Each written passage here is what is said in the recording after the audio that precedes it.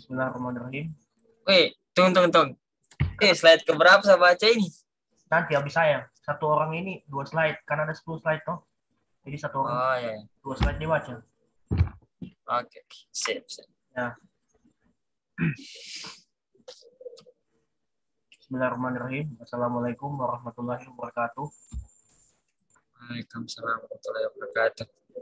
Ya, perkenalkan kami dari kelompok 5 ingin mempresentasikan hasil diskusi kami yang berjudul tentang bagaimana harmoni, kewajiban dan hak negara dan warga negara dalam demokrasi yang bersumber pada kedaulatan rakyat dan musyawarah untuk mufakat.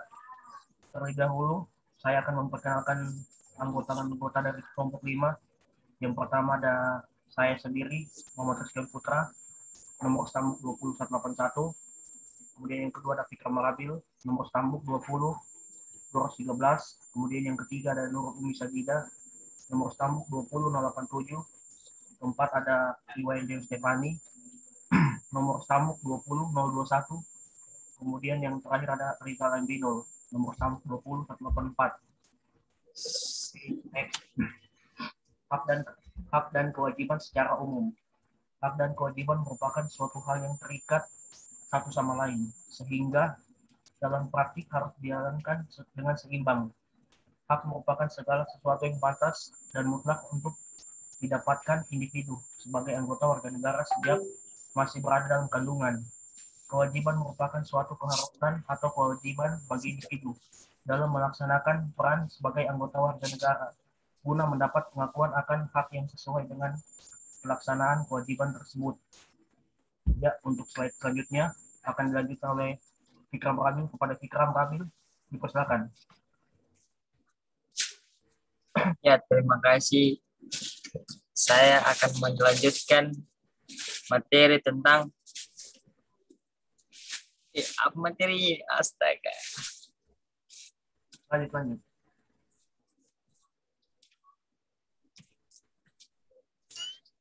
Ya, terima kasih. Di sini saya akan melanjutkan materi tentang bagaimana harmoni kewajiban dan hak negara dan warga negara dalam demokrasi yang bersumber pada kedaulatan rakyat dan musyawarah untuk mufakat.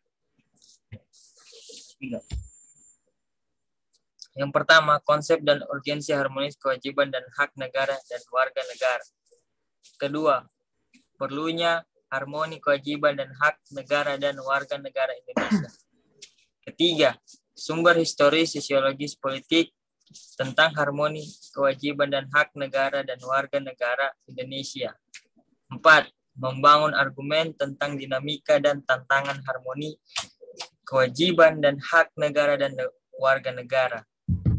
Kelima, mendeskripsikan esensi dan urgensi harmoni kewajiban dan hak negara dan warga negara.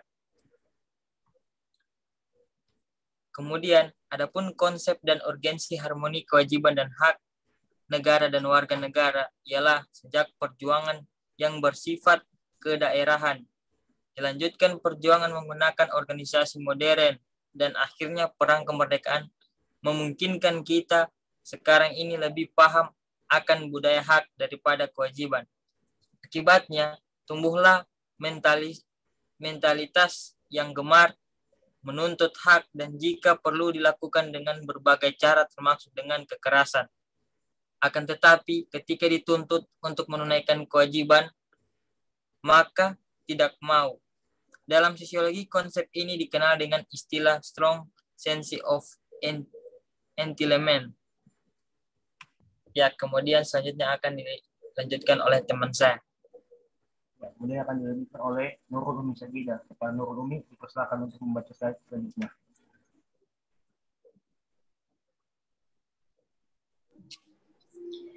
Selanjutnya, menurut MIL 1996 yang menyatakan bahwa lahirnya hak asasi manusia dilandasi dua hak yang paling fundamental, yaitu hak persamaan dan hak kebebasan.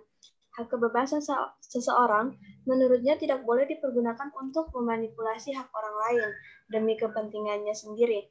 Kebebasan menurut Mill secara ontologis substansial bukanlah perbuatan bebas atas dasar kemauan sendiri, bukan pula perbuatan bebas tanpa kontrol. Namun, perbuatan bebas yang diarahkan menuju sikap positif tidak mengganggu dan merugikan orang lain.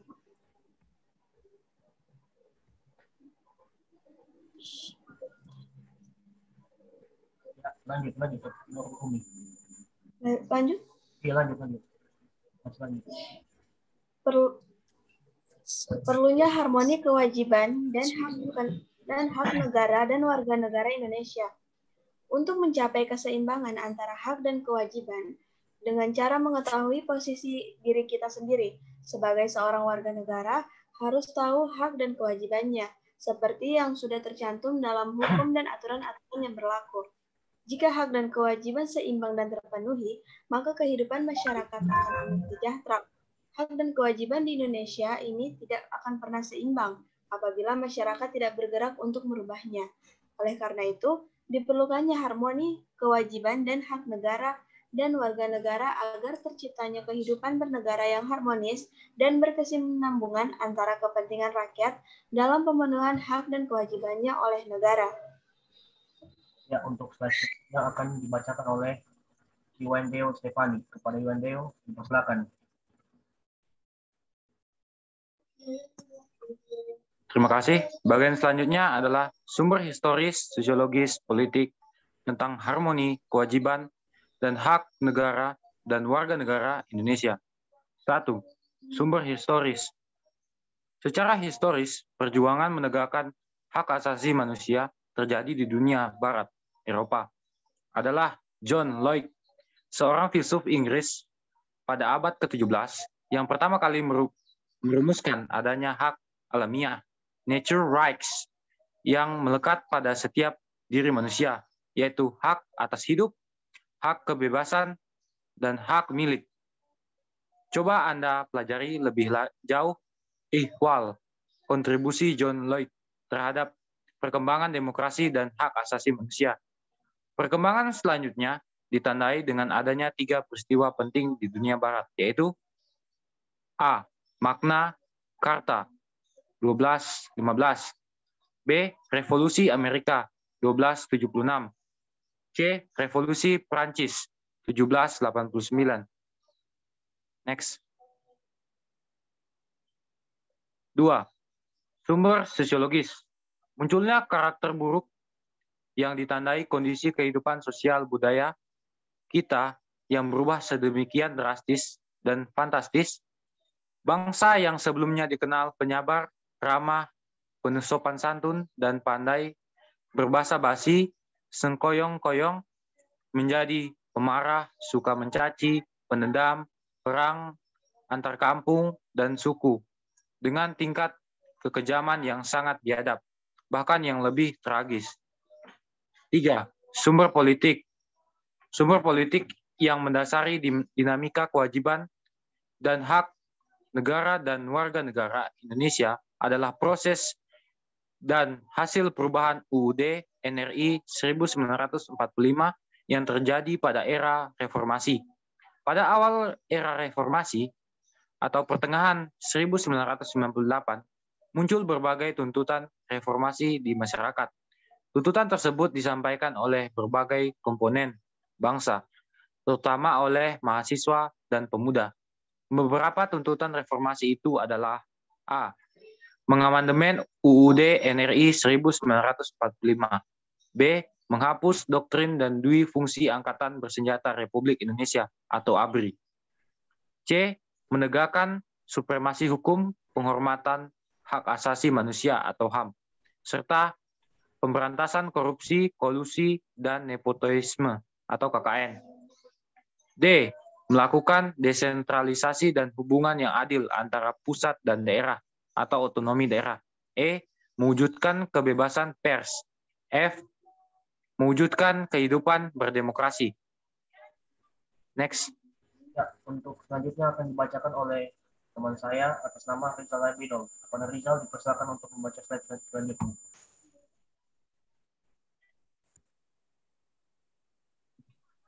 Membangun argumen tentang dinamika dan tantangan harmoni kewajiban dan hak negara dan warga negara. Aturan dasar ihwal pendidikan dan kebudayaan serta ilmu pengetahuan dan teknologi. 2. Perubahan Undang-Undang NRI tahun 1945 juga memasukkan ketentuan baru tentang upaya pemerintah dalam memajukan ilmu, pengetahuan, dan teknologi. Tiga perubahan dunia itu pada kenyataannya berlangsung sangat cepat serta dapat mengancam identitas bangsa dan negara Indonesia. Ketika menyadari pula bahwa budaya kita bukan budaya yang tertutup, sehingga masih terbuka untuk dapat ditinjau kembali dan dikembangkan sesuai kebutuhan dan kemajuan zaman. Menutup diri pada era global berarti menutup kesempatan berkembang. Jadi strategi kebudayaan nasional Indonesia yang kita pilih adalah sebagai berikut. Menerima sepenuhnya unsur-unsur budaya asing yang sesuai dengan kepribadian bangsa. Menolak sepenuhnya unsur-unsur budaya asing yang tidak sesuai dengan kepribadian bangsa. Menerima secara selektif unsur budaya asing yang belum jelas apakah sesuai atau bertentangan dengan kepribadian bangsa.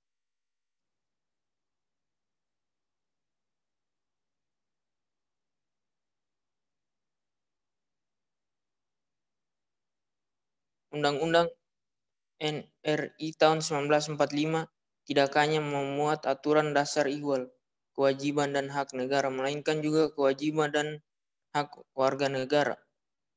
Dengan demikian terdapat harmoni kewajiban dan hak negara di satu pihak dengan kewajiban dan hak warga negara di pihak lain. Esensi dan urgensi harmoni kewajiban dan hak negara dan warga negara dapat dipahami dengan menggunakan pendekatan kebutuhan warga negara yang meliputi 1. Agama, 2. Pendidikan dan kebudayaan, 3. Perekonomian nasional dan kesejahteraan rakyat, 4. Pertahanan dan keamanan. Ya, itu saja pemaparan dan presentasi kami. Lebih dan kurangnya kami mohon maaf dan terima kasih atas perhatiannya. Ucapkan Assalamualaikum warahmatullahi wabarakatuh. Waalaikumsalam warahmatullahi wabarakatuh.